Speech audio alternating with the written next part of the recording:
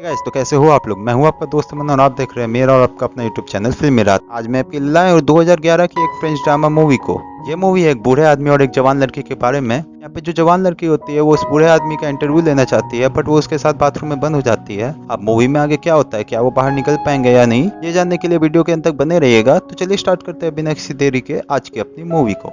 Movie start होती है और हम हमारे मेन कैरेक्टर मिगेल को एक होटल में राइड करते हुए देख सकते हैं। ये न्यूज़पेपर के लिए राइट करता है और एक बहुत ही फेमस राइटर होता है। आज उससे मिलने के लिए एक लड़की आई जो हमारी मूवी की एक और मेन कैरेक्टर है जिसका नाम है एंजल। एंजल मिगेल का इंटरव्यू लेना चाहती थी और वो भी अच्छे से राइट करना चाहती थी। मिगेल एक बहुत ही फेमस राइटर होता है और इस कारण से एंजेला उसका इंटरव्यू लेना चाहती है। एंजेला भी उसका इंटरव्यू लेके एक अच्छी राइटर बनना चाहती थी। वो भी अच्छे से राइट करना चाहती है, एक अच्छी जर्नलिस्ट बनना चाहती है। मिगेल एंजेला को कुछ ऑर्डर वगैरह करने के लिए बोलता है। उसने बहुत पहले एक आदमी के बारे में आर्टिकल लिखा था जिसके बारे में वो बात करते हैं। वो कहता है कि मैंने उसके बारे में आर्टिकल लिखा जिसके बाद ही उसकी डेथ हो गई थी, तो मैंने उसे पब्लिश नहीं किया। वो और उसका पब्लिशर बहुत ही क्लोज थे। एंजेला पूछती है कि क्या ऑफिस में तुम सबसे क्लोज थे। मिगेल कहता है कि एक जगह पर अगर तुम 25 ईयर्स तक काम करो तो सिर्फ एक दूसरे को मारना ही बाकी रहता है। मिगेल एक बहुत ही स्ट्रेट फॉरवर्ड इंसान होता है, उसे जो भी सही लगता है वो बोल देता है। उसका इस टाइप का करेक्टर होता है। एंजेला ने कोका कोला ऑर्डर किया होता है जिसकी एक सिप उसने उससे मांग ली। मिगेल को डॉक्टर ने कोका कोला तंबाकू इस तरह की चीजें खाने के लिए मना किया है, फिर भी वो मानता नहीं। वो एक ही टाइम पे स्मोकिंग भी करता है, टबैको भी खाता है और कोका कोला भी पीता है। उसे लगता है कि अगर इस तरीके से उसकी डेथ हो जाए तो इसका ब्लेम इन सारी चीजों में इक्वली डिस्ट्रीब्यूट हो जाएगा। एंजेला ने अपनी राइटिंग मिगेल को दिखाने के लिए लाई हुई थी जो मिगेल को इतनी ज्यादा पसंद नहीं आती। वो कहता है कि तुम्हारा आर्टिकल बहुत ज्यादा लॉन्ग है, अगर तुम्हें पब्लिश होना है तो ये जरा शॉर्ट होना चाहिए। एंजेला ने मिगेल की राइटिंग स्टाइल को कॉपी की थी, तो वो कहता है कि तुम्हारी राइटिंग स्टाइल जरा यूनिक होनी चाहिए, तुम्हारे वर्ड्स लोगों को अच्छे लगने चाहिए, तभी आर्टिकल परफेक्ट बनेगा। राइट कैसे करना है ये कोई भी सिखा नहीं सकता है, ये अंदर से आना चाहिए। यही रीजन था एंजेला अपने कॉलेज में राइटिंग के कोई भी लेसन लिए नहीं थे, क्योंकि ये सिखाया नहीं जा सकता था। बात करते वक्त मिगेल ने एंजेला को अपने पास बुला लिया था। मिगेल एंजेला को अपने कोट से चाबी निकालने के लिए कहता है। वो कहता है कि ये मेरे एक पेंटर फ्रेंड की है जो कि वीकेंड के लिए बाहर गया हुआ है, तो मैं कॉल करने से पहले मैंने चाबी उससे ले ली थी। इसके बाद मैंने अपना लक ट्राई किया। मिगेल एंजेला को अपने साथ वहाँ लेकर जाना चाहता था। वो उसे कहता है कि इंटरव्यू लेते वक्त हमारे बीच में कोई भी डिस्ट्रैक्शन नहीं आना चाहिए।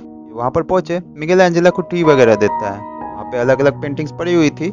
मिगेल कहता है कि पेंटिंग या आर्ट फॉर्म मुझे बहुत ज़्यादा अच्छा लगता है। वो कहता है कि जब आप पेंटिंग करते हो उसके बाद भी कलर्स को स्मेल कर पाते हो, फिजिकली इसे एंजॉय कर पाते हो, और राइटिंग का उस तरीके से कुछ भी नहीं है। एंजेला ने ग्लासेस लगाए थे तो उसे उसने निकाल दिया। उसके बाद वो उसे किस कर लेता है। इसके बाद मिगेल ने कहा कि आजकल मुझे किसिंग में कोई भी इंटरेस्ट नहीं है, जैसे एज बढ़ता गया वैसे इंटरेस्ट चला जाता है। उसने फिर उसे कपड़े निकालने के लिए कहा।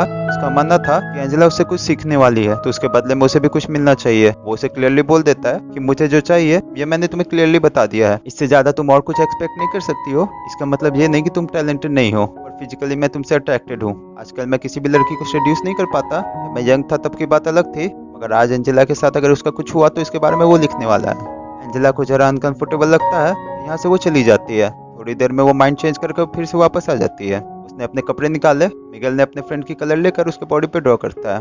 दोनों में अब तक फिजिकली कुछ भी नहीं हुआ। इसके बाद एंजेला शावर लेने के लिए चली जाती है। मिगेल भी उसके पीछे पीछे आया। उसने डोर लॉक किया। वो भी शावर लेता है। शावर लेने के बाद एंजेला ने कहा कि अब मुझे यहाँ से जाना चाहिए, ये सब वो नहीं कर सकती है। मिगेल को यह बात सुनकर बुरा लगा, पर जब एंजेला यहाँ से जा रही थी तो बाथरूम का डोर ही ओपन नहीं होता। ये डोर खराब था, बट मिगेल का फ्रेंड उसे बताना भूल गया था। एंजेला इसे खोलने का बहुत ट्राई करती है। मिगेल ने भी ट्राई किया, बट दोनों इसे खोल नहीं पाते। एंजेला बाथरूम की छोटी सी खिड़की से हेल्प मांगने की कोशिश करती है। मिगेल ने उससे कहा कि प्लीज ऐसा कुछ भी मत करो, अगर हम दोनों एक साथ पकड़े गए तो तमाशा हो जाएगा। मैं एक फेमस राइटर हूँ, वो एक बहुत ही फेमस राइटर है, तो स्कैंडल भी बन सकता है। मिगेल ने कहा कि मेरा फ्रेंड 2-3 दिन तक वापस नहीं आएगा, उतने टाइम में उसकी वाइफ पुलिस को कॉल कर देगी। एंजेला कहती है कि मेरे पेरेंट्स उससे पहले जरा ज्यादा वरीड हो जाएंगे। इन दोनों के लिए प्रॉब्लम था, तो इसलिए वो दोबारा से खिड़की से आवाज लगाने लग जाते हैं, पर इन्हें कोई भी सुन नहीं पा रहा था। मिगेल कहता है कि हमारी सिचुएशन बहुत ही अजीब है, ये या तो कॉमेडी हो सकती है या तो ट्रेजेडी। एंजेला ने कहा कि अगर हम सेफली यहाँ से निकल गए तो ये कॉमेडी होगी, और अगर मेरे पेरेंट्स को पता चल गया तो ये ट्रेजेडी हो जाएगी। मिगेल पूछता है कि तुम्हारे फादर क्या करते हैं। एंजेला ने कहा कि वो मिलिट्री में है। उनका नाम उसने उसे बताया, तो मिगेल उन्हें जानता था। एंजेला की बड़ी सिस्टर को भी वो जानता था।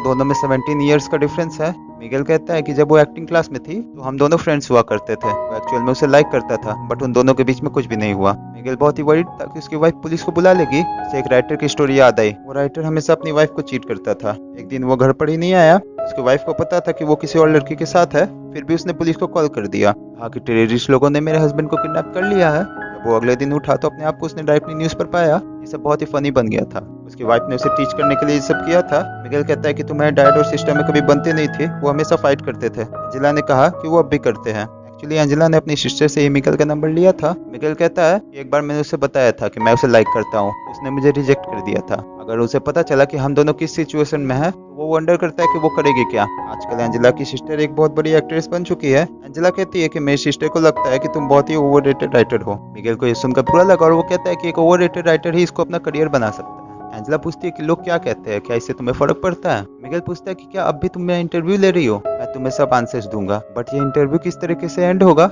ये उस पर डिपेंड करता है। वो उसे टच करने वाला था, बट एंजेला उससे दूर जाकर बैठ गई। एंजेला कहती है कि तुम्हारे नॉवेल्स बहुत ही अजीब तरीके के थे, बट फिर भी उन्हें बहुत सारे अवार्ड्स मिल गए। मिगेल कहता है कि नॉवेल लिखते वक्त लोग बहुत ही ज्यादा टाइम लेते हैं, मैंने इसे प्रोफेशनली लिखा था और रोज मैं कुछ टारगेट रखकर इसे कंप्लीट कर ही डालता था। मिगेल एंजेला से कहता है कि फिर से ट्राई करके देखो, मेरी आवाज सुनकर तुम्हें हेल्प करने के लिए कोई भी आदमी आ सकता है। सुंदर लड़की देखी नहीं और हर आदमी उसे हेल्प करना चाहता है। आवाज देने के बाद भी उसे कोई भी सुन नहीं रहा था।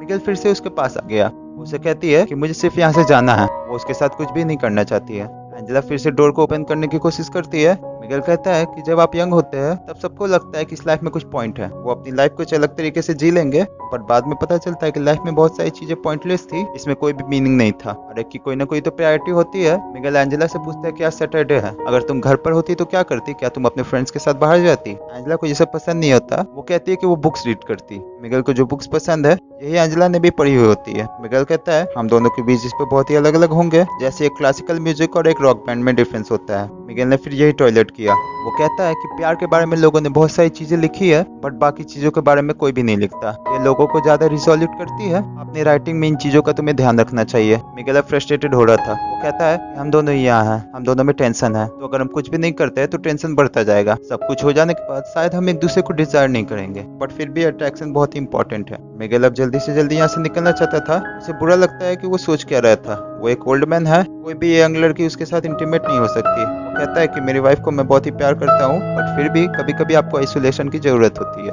हम दोनों यहाँ पर इस तरीके से एक साथ है, अगर हमारे बीच में कुछ भी नहीं हुआ तो फिर भी लोगों को लगेगा कि कुछ ना कुछ तो हुआ है। ये उसे एक ट्रेजेडी की तरह लगता है। एंजेला फिर उसके पास आ गई और ये दोनों इंटीमेट हो जाते हैं। इसके बाद एंजेला को थोड़ी सी भूख लगी थी, जिसके बाद मिगेल कहता है मूवीज में मुझे लोगों को कुछ ना कुछ खाते हुए देखना अच्छा लगता है। उसने अभी अभी एक एक्शन मूवी देखी थी जो बहुत ही फास्ट थी, बट अचानक से उसमें एक आदमी का खाना खाते हुए सीन आ गया। उसे लगता है कि उस सीन में एक पीस था, एक रियलिटी थी। बताता है कि राइटिंग भी इसी तरीके से होती है, जिस तरीके से जो भी फैक्ट्स है हमें उस तरीके से उसे बताने चाहिए। जितना आप रियल लिखोगे उतना ही लोगों को अच्छा लगेगा। एंजेला अपनी राइटिंग से दुनिया को चेंज करना चाहती थी, बट मिगेल कहता है कि ऐसा कुछ भी नहीं होता, तुम सिर्फ लोगों के लिए अच्छा लिखने का ट्राई कर सकती हो, बाकी कुछ भी तुम्हारे हाथ में नहीं है। मिगेल की व्यूज ये बहुत ही ज्यादा निगेटिव थे। वो एंजेला से हर समय इस तरीके से बात कर रहा था कि वो उससे बहुत ही ज्यादा छोटी है। वो ऑलमोस्ट एंजेला को डांट रहा था, इस तरीके से वो उससे बात कर रहा था। एंजेला को इस पर गुस्सा आ गया। वो कहती है कि मुझे सब लोग इसी तरीके से ट्रीट करते हैं, तुम सिर्फ बड़े हो, तुम्हें एक्सपीरियंस है, इसका मतलब ये नहीं कि तुम सही हो। तुम्हें क्या लगता है कि यहाँ पर मेरा आना ये तुमने चूज किया था? मे भी तुम ये चूज कर सकते हो, शायद मुझे भी कुछ ना कुछ डिफरेंट चाहिए था, इसलिए मैं यहाँ पर आई। एंजेला का गुस्सा शांत होने के बाद मिगेल कहता है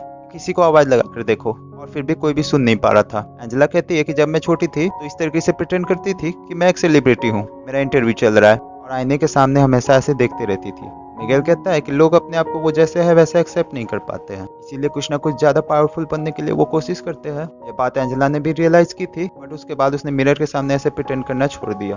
सब्जेक्ट को चेंज करने के लिए मिगेल कहता है कि क्या तुम्हें मूवी देखनी है, तो एंजेला पूछती है कि वो ऐसा कैसे कर सकते हैं। उसने फिर उसे एक स्टोरी बताना स्टार्ट की। कहता है कि एक फैमिली थी जिसमें एक मदर, फादर और एक बेटा था। बेटे ने अपने बेड से उठना बंद कर दिया था। पहले तो पेरेंट्स को लगा था कि वो शायद स्कूल नहीं जाना चाहता है, तो उसने साइकोलॉजिस्ट से उसकी बात करवाई, फिर भी बेटा मानने नहीं वाला था। साइकोलॉजिस्ट ने पेरेंट्स से कहा कि इस तरीके से आप प्रिटेंड करिए कि सब कुछ चीजें बहुत ही नॉर्मल है। बहुत दिन बीतते गए, बट फिर भी वो अपने बेड से उठा ही नहीं। फादर और मदर ने फिर डिसाइड किया कि वो उसे लेकर वेकेशन पर जाएंगे। ये अलग अलग प्लेसेस पे घूमते घूमते गए। एक जगह पर एक मेला चल रहा था। इस मेले पर वो अपने बेटे को बेड पर ही लेकर गए। वहाँ पर एक लड़की से उसने बात की, वो लड़की भी उसके प्यार में पड़ गई। उनका बेटा फिर भी बेड से उठा ही नहीं। उस लड़की को बहुत बुरा लगा और वो दोनों फिर बेड में ही रहने लग गए। ये बात देखकर सारे विलेज वालों को लगा कि शायद ये बीमारी कंटीजियस हो सकती है। उन्हें गांव से बाहर निकाल दिया गया। और भी थोड़े दिन बीत गए। एक रात आई जो बहुत ही ब्यूटीफुल थी। मदर और फादर एक दूसरे की कंपनी एंजॉय कर रहे थे। वो एक साथ जंगल में गए और एक दूसरे के साथ इंटीमेट हो जाते हैं। जब वो वापस आए तो उनका बेटा बेड से उठकर कहीं चला गया था। लोगों ने अपने बेटे को ढूंढने की बहुत ही कोशिश की, बट उन्हें वो कहीं भी नहीं मिला। एंजेला पूछती है क्या स्टोरी की एंडिंग सैड है? मुझे तुम ये क्यों सुना रहे हो? मिगेल उसे बताता है कि मदर ने अपने बेटे को ढूंढने की बहुत ही कोशिश की थी, बट वो उसे मिला नहीं। बट इस बात से वो खुश थी। उसका बेटा जिस तरीके से रह रहा था उस बात से वो तंग आ चुकी थी। उसे जो फीलिंग्स आ रही थी इस वजह से उसे गिल्टी लग रहा था। स्टोरी की तरह ही हमने आज जो भी किया ये गलत था। हमें इसके बारे में गिल्टी तो लगेगा ही, बट ये अब हो चुका है। इसके बारे में अब ज्यादा सोचना सही नहीं। इसके बाद अगर हम फिर से कभी मिले तो तुम मुझे इग्नोर कर देना। मैं गिल्टी तो लगेगा, बट यही करना सही होगा। इसके बाद मिगेल को थोड़ी देर में किसी की आवाज आई। उस आदमी को बुलाकर कहता है कि प्लीज मेरे फ्रेंड को कॉल करो, मैं यहाँ पर फंस चुका हूँ। थोड़ी देर में मिगेल का फ्रेंड भी वहाँ पर पहुंच गया। जिस तरीके से मिगेल ने कहा था कि तुम मुझे अनदेखा करके यहाँ से चली जाओ, उसी तरीके से एंजेला यहाँ से चली गई। जाने से पहले एंजेला ने उसे कहा कि ये सिर्फ एक इंसिडेंट था, इसी तरीके से मैं उसे ट्रीट करूंगी। मुझे इसके बारे में कुछ भी बुरा नहीं लगेगा, ये सिर्फ उसके लिए एक एक्सपीरियंस था। इसी के साथ ये मूवी एंड हो जाती है। अगर हम इस तरीके की हैंग आउट मूवीज देखें तो इसमें सिर्फ कैरेक्टर को और ज्यादा जान लेना, उनके साथ कन्वर्सेशन को एंजॉय करना, यही सिर्फ एक पॉइंट होता है। इसी टाइप की आज की हमारी मूवी थी। तो दोस्तों ये थी आज की मूवी। अब आपको वीडियो कैसी लगी ये मुझे कमेंट करके जरूर बताइएगा। अगर वीडियो अच्छी लगी हो तो इसे लाइक करके चैनल को सब्सक्राइब कर दे और बेल आइकन दबा दे, ताकि हमारे आने वाली वीडियोस की नोटिफिकेशन आपको मिल जाए सबसे पहले। आज की वीडियो में बस इतना ही। मिलते हैं आपसे अगले वीडियो में। अभी के लिए पीस आउट। जय हिंद।